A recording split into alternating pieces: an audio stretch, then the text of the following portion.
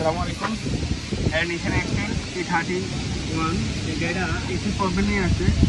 তো এই গাড়িটার আমরা ড্যাশবোর্ড খুলতেছি। এই গাড়িটার চেম্বার লিক হয়ে গেছে।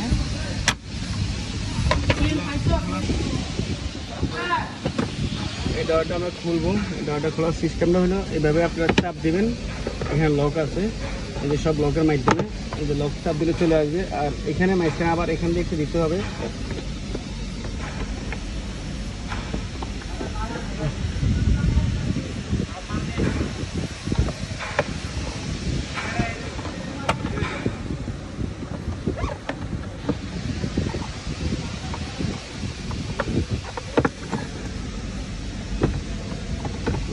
খোলা হয়, এটা খুলবেন। ডরটা খোলার পরে এখানে একটা স্ক্রু আছে, এই স্ক্রুটা আমরা খুলে নিলাম। স্ক্রু খোলার পরে দেন ড্যাশবোর্ড টান দিলে ড্যাশবোর্ড বের হয়ে আসবে। তো আমাদের এখানে খোলা অনেক বাকি আছে, মোটামুটি খোলা হয়েছে। আমাদের হাতে 5টা আমাদের বাকি আছে। তো সবাই দেখতে থাকেন, সবাই ভালো থাকবেন। আসসালামু আলাইকুম।